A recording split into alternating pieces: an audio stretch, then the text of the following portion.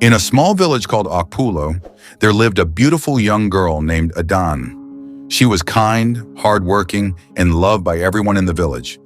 But Adanne was very poor, and her family struggled to feed themselves.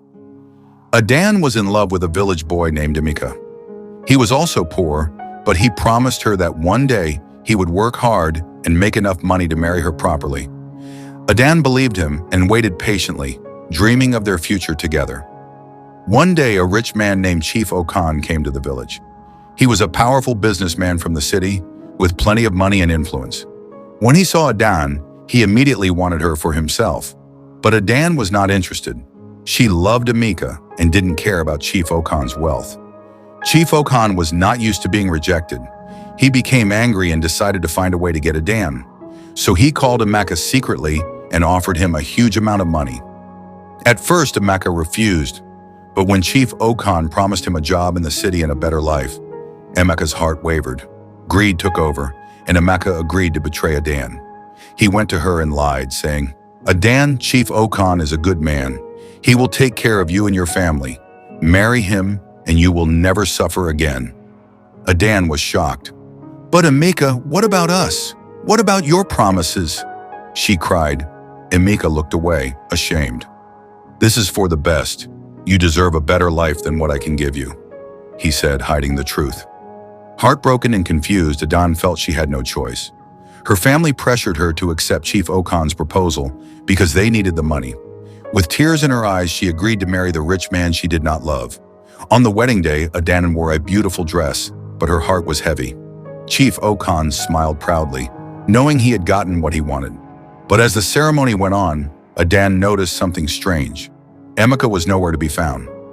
Little did she know, Emeka had already left the village with the money Chief Okpulo gave him. But instead of getting the job he was promised, he was betrayed. Chief Okpulo had tricked him, and now Emeka was alone in the city with no help.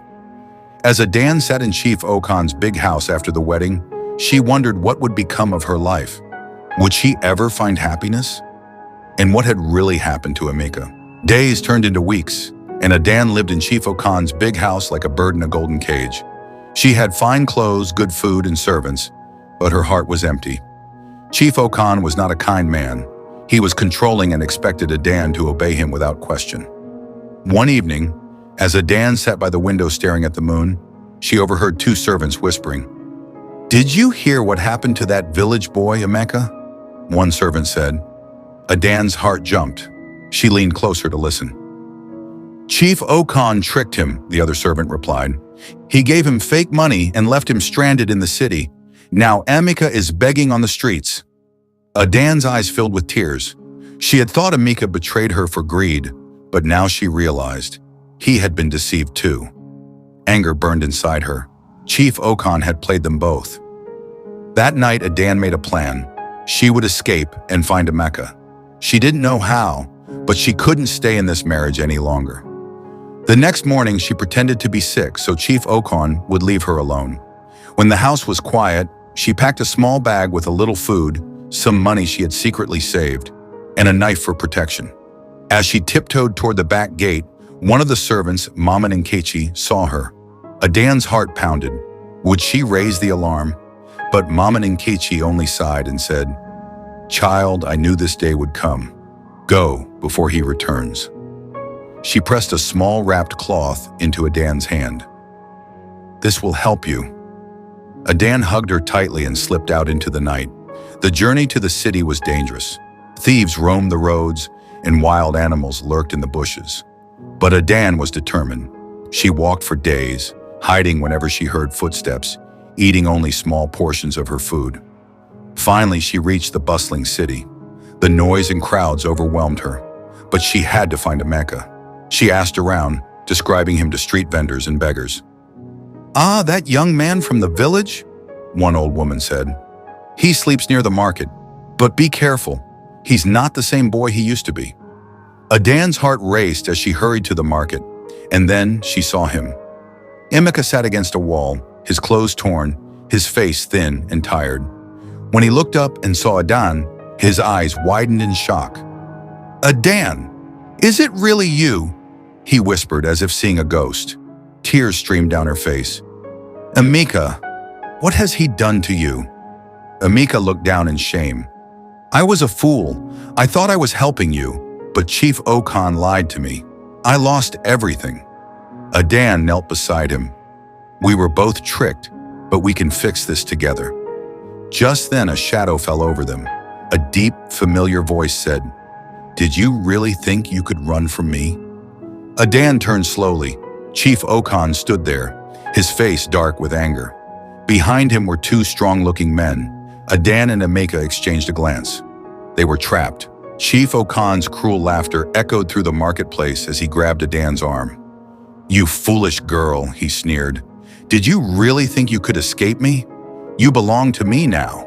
Emeka jumped up, his fist clenched. "Let her go," he shouted, but Chief Okan's bodyguards immediately shoved him back to the ground. Adanne struggled against Chief Okan's grip. "I will never belong to you," she spat. "You tricked us both, but I'd rather die than be your wife." The market crowd had begun to gather, murmuring at the scene. Chief Okan's face darkened. He didn't like being challenged in public. He raised his hand to strike Adanne. But suddenly, Mama Nkechi's small bundle fell from Adanne's pocket and tore open. Out tumbled a strange-looking root in a folded paper. The root rolled to Chief Okan's feet, and to everyone's shock, he stumbled back as if burned. "The Enzu forbidden root," one of the villagers gasped. "It reveals evil." The paper unfolded in the wind, revealing Chief Okan's secret dealings. Stolen land deeds, bribes to officials, and even proof he had poisoned his first wife for her inheritance. The crowd erupted in angry shouts. Chief Okan's face turned pale. "Those are lies!" he screamed, but the people were already turning against him. Emeka seized the moment. He grabbed Adanne's hand and pulled her away as the mob surrounded Chief Okan. "Run!" he urged. They dashed through narrow alleys, the sounds of chaos fading behind them. When they finally stopped to catch their breath near an old church, Adanne turned to Emeka. "Mama Nkechi." "She knew," Adanne panted. "She must have been gathering evidence against Chief Okan all along." Emeka nodded, his eyes bright with new hope. "With those papers, Chief Okan will be finished. But we can't stay here. His friends in the city will still come after us." Adanne thought for a moment, then her face lit up. "My aunt in Calabar, she's always hated Chief Okan. She'll protect us." Just as they were about to move, a familiar voice called out, "Wait for me!" They turned to see Mama Nkechi hurrying toward them, a bag in her hands. "I couldn't let you two go alone," she said, breathing heavily. "I've brought supplies and the rest of Chief Okan's secrets." But before they could celebrate, the roar of an approaching car engine made them freeze. A black SUV screeched around the corner. "Chief Okan's men!" Mama Nkechi pushed them toward the church's back door. "Quickly, the priest will hide you!" As they rushed inside, the SUV doors slammed open behind them. A gunshot rang out. The gunshot echoed through the church courtyard as Adanne, Emeka, and Mama Nkechi stumbled through the back door. The elderly priest, Father Michael, immediately barred the heavy wooden door behind them. "Quickly, this way," he whispered, leading them down a hidden staircase to the church basement. The cold, damp room smelled of candle wax and old books. Upstairs, they heard angry voices and pounding on the door. "Open up in the name of Chief Okan," a rough voice demanded. Adanne's hands trembled as she clutched Mama Nkechi's arm. "What do we do now? They'll break in soon." Father Michael moved a stack of Bibles to reveal a small trapdoor. "This tunnel leads to the river market. Go now, and may God protect you." As they crawled through the dark, narrow passage, Emeka suddenly stopped. "Wait! Adanne, do you smell smoke?" A thick, acrid smell filled the tunnel. Mama Nkechi gasped. "They're burning the church. That devil Okan would rather destroy everything than let us escape." The air grew hotter as smoke curled through the tunnel. They hurried forward coughing until they finally reached the exit at the riverbank. When they emerged, the entire village could see black smoke rising from the church spire. "We have to leave now," Emeka said urgently, "before they search the river area." But Mama Nkechi hesitated. "Child, there's something you need to know first." She pulled out a faded photograph from her bag. "Chief Okan didn't just choose you randomly. This is your real mother." Adanne stared at the photo of a beautiful woman who looked just like her. "What? What do you mean? 20 years ago, Chief Okan wanted your mother for himself. When she refused and married your father instead, he had them both killed. But you survived. I've been watching over you ever since. Adanne's legs gave way. All these years, she thought she was just a poor village girl. But she was the daughter of Chief Okan's greatest enemies. A speedboat suddenly roared up to the riverbank. A tall, scarred man jumped out. Okan's most feared enforcer, nicknamed Scorpion. Well, he sneered, loading his pistol. The chief will pay extra for all three of you. Just as he raised his gun, a fishing net flew through the air, entangling him. From the bushes emerged Adanne's childhood friends, Chidi and Ngozi, armed with machetes and determination. We heard what happened, Chidi said, helping them up. The whole village is turning against Okan, but we need to get you to safety first. As they boarded the fishing boat that would take them downriver, Adanne looked back at the burning church. She wasn't just running away anymore. She was running toward the truth about her past. And somehow she would make Chief Okan pay for everything. The fishing boat cut through the dark river waters as night fell. Adanne clutched the photograph of her mother, her mind reeling. The gentle rocking of the boat did nothing to calm the storm in her heart. Mama Nkechi placed a comforting hand on her shoulder. There's more you need to know, my child, she said, her voice barely above a whisper. Your mother was from a wealthy family in Lagos. When she died, her fortune was stolen by Chief Okan. Emeka's eyes widened. So all this time, Adanne was supposed to be rich. Not just rich, Mama Nkechi continued. Powerful. Her mother's family owns oil lands. That's why Chief Okan was so desperate to control Adanne. Through marriage, he could claim everything. Adanne felt sick. Her entire life had been a lie. The poverty, the struggles, all orchestrated by Chief Okan to keep her helpless and unaware of her true inheritance. Suddenly, Chidi pointed ahead. Lights! Someone's following us! They all turned to see a speedboat spotlight cutting through the darkness, gaining on them fast. The roar of its engine grew louder. It's Scorpion, Ngozi cried. He must have escaped the net. The fishing boat's old motor sputtered as Chidi tried to push it faster. Adanne's heart pounded. They'd never outrun the speedboat. Then Emeka grabbed an old gasoline can. When I say jump, everyone jumped left. As the speedboat came within meters, Emeka lit a rag stuffed into the can and hurled it at their pursuers. The explosion of flames made Scorpion swerve violently, his boat crashing into the riverbank. Their celebration was short-lived. The impact had damaged their own boat, which was now taking on water fast. We have to swim for shore, Mama Nkechi shouted as the boat began to sink. Adanne hesitated. She'd never learned to swim well. Emeka quickly tied a rope around them both. Hold on to me! The cold water shocked Adanne's system as they plunged in. She kicked desperately, following Emeka's lead as he pulled them toward a cluster of mangrove trees. Exhausted, they finally dragged themselves onto a muddy bank. But their relief turned to horror when flashlights appeared through the trees. Spread out! They couldn't have gone far, a familiar voice ordered. It was Chief Okan himself. Mama Nkechi pulled them into the dense undergrowth.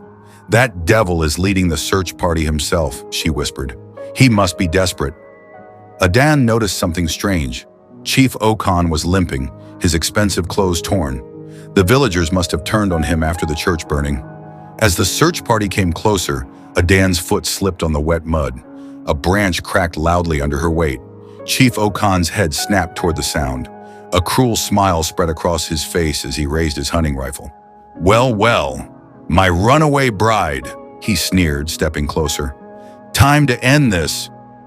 A loud war cry interrupted him as a group of armed women emerged from the trees, the village's fearsome market women, led by Madame Ebere, their leader. You touch that girl and you'll answer to us, Madame Ebere declared, her machete glinting in the moonlight. Chief Okan hesitated, then laughed nervously. This doesn't concern you women. That girl is my... Liar! Madame Ebere cut him off. We know everything now. The whole village knows. As the standoff continued, Adanne noticed movement in the trees behind Chief Okan. A shadowy figure crept up silently. The shadowy figure emerged from the trees, revealing himself to be Inspector Adebayo from Lagos, a longtime enemy of Chief Okan. It's over, Okan, he declared, flashing his police badge. "We have all the evidence we need. You're under arrest for fraud, murder, and human trafficking." Chief Okan's face twisted in rage.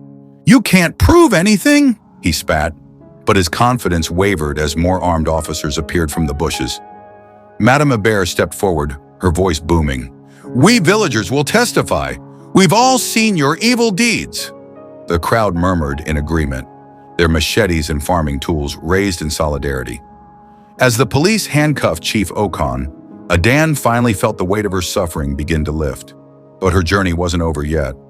Inspector Adebayo turned to her with a warm smile. "Miss Adanne, your mother's family in Lagos has been searching for you for years. They never believed you died with your parents. You're the rightful heir to the Ojik fortune."